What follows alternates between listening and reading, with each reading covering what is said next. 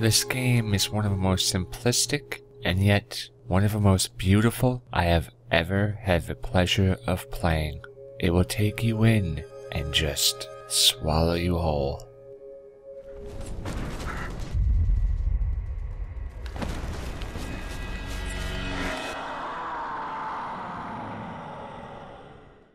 Greetings, ladies and gentlemen, I am SocioPsycho, and today I have the pleasure to bring you Qbeh-1, the Atlas Cube, created by Liquid Flower, and is available on PC and Mac. And when we go into the graphic quality here, we can see that the artistic value of the game graphically is not demanding, and it's actually very beautiful. And screen resolution wise, they have a large variation of different things to choose from, and that is always appreciated. Now, what I love about this, and I find also entertaining, is the fact that it actually has a field of view slider, and it's really good because it is from a first-person perspective. What I find funny is just there are so many first-person shooters out there which don't have this, and this game is just an artistic, expressional first-person game with puzzle elements to it, and it does.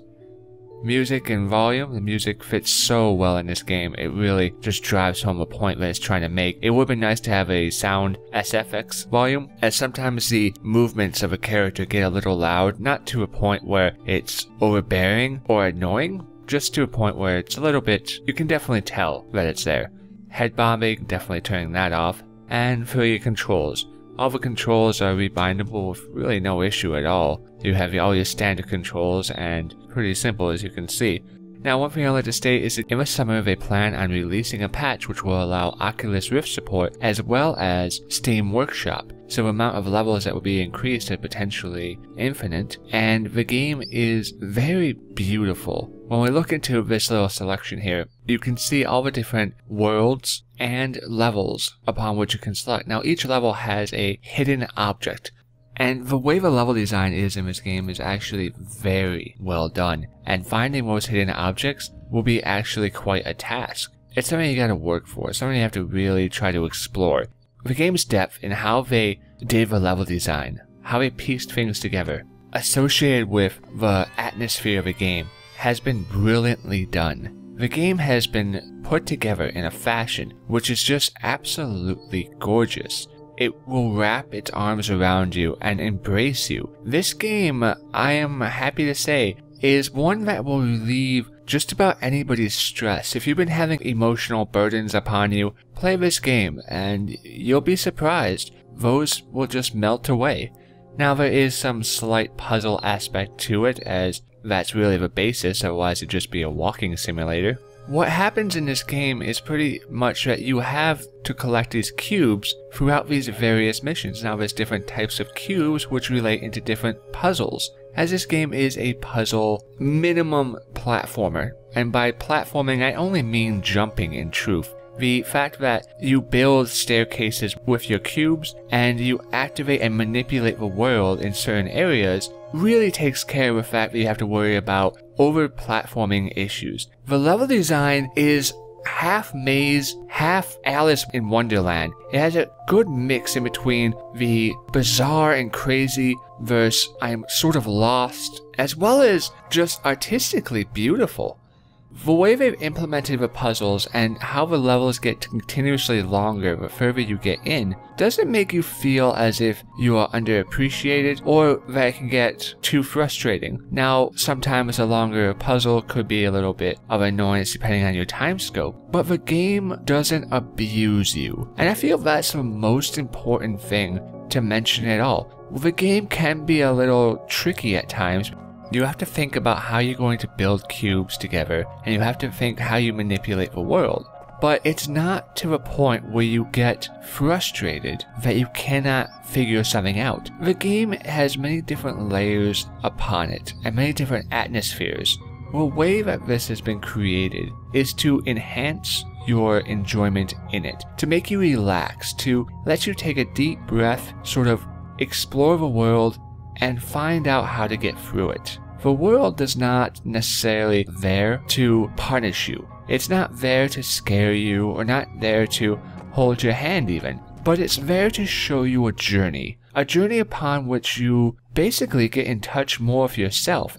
And a statement like that is not something just any game can make. The fact that this game actually has the capability to make you think about how to get through different sections, how to complete areas, and continue forward.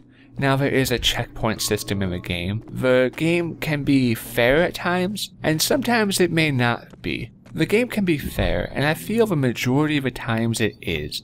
Now and again you'll end up falling to your death because you overestimated a jump, or you got confused and stumbled somewhere. But these things don't happen too often, and the way the game actually acts and makes you interact with the world is the fact that you have such a strong ties to your character while playing. Even though there's no story and there's no purpose of really you being here beyond exploration, the way the atmosphere is psychologically makes you not want to die. It makes it so that falling off a bridge isn't just inconvenient, but also something that a real deterrent to do. Now this injection of how the game looks beautifully and how it sounds is very important in making this a reality. Figuring out how to get around the world, how to survive, and how to continue forward drives you. When you complete a level, you have such a satisfying feel, and all these aspects of the game that drive it forward is like a therapy. The game feels very rewarding, not in a way of, oh, I have X amount of items or coins, but in a way of self, that I feel complete, I have accomplished something, that life has become a little less burdened by the worries of my day.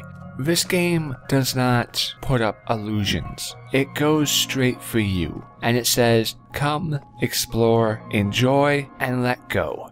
Do not pretend to be something that you're not, but be who you are, and let everything else fade away. And it's very rare to be able to say something like that about a game. This has been one of the most therapeutic games I've ever come across. At no point during my time playing through the 5 worlds and the multiple levels have I felt like I have been overburdened. Now at times I have taken breaks because some of the levels do get long. But with the fact that Oculus Rift is actually going to be implemented in this game is phenomenon. This game alone makes me want to get an Oculus Rift beyond anything else.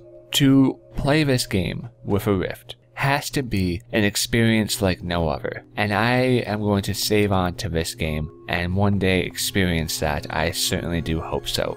Now the main part of the game is actually puzzles, and many people may not enjoy the fact that it's puzzle based, but the puzzles are not that difficult. It's not as complicated as something as Portal, or as mechanically demanding in what you need to learn and understand about the world. It's very straightforward, and I respect that.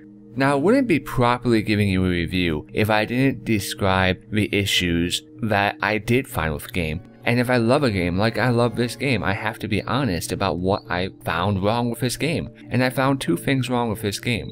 1, some of the frames and some of the locations slow down while I'm recording. If you're not doing a playthrough of this and throwing it on YouTube, that shouldn't bother to you or be an issue for you at all. As when I was not recording it, game played perfectly fine at 60 frames, no issue. The second problem I had was when you fall to your death, you don't get enough time to savor the landscape, and this can be a negative or a positive thing because you can be instantly brought back and be like, okay, here we go again. But the checkpoints are so far spread out that I never feel like that's actually an issue in the first place, because if you fall off, you're like, oh crap, and you need a minute to take a breath anyways. Because it's not pushing you forward in a sense of urgency, you're not feeling rushed or pressured to have to get through at a certain time frame. So if you fall off, it's really just take it in for what it is, and not having that chance to savor that is unfortunate. That's what I've been able to find wrong with the game. When it comes down to bugs or any issues like that, the devs have been really active in the forums and making sure that they take care of those problems. Ladies and gentlemen, I've brought you many reviews in the past, but I've never felt so emotionally touched by a game as I have with this one. That may just be me, and if it is, then so be it. But it's certainly something that you, I feel, could enjoy and perhaps should look at. Thank you, ladies and gentlemen, for watching, for I have been SocioPsycho, and I'll see you next time.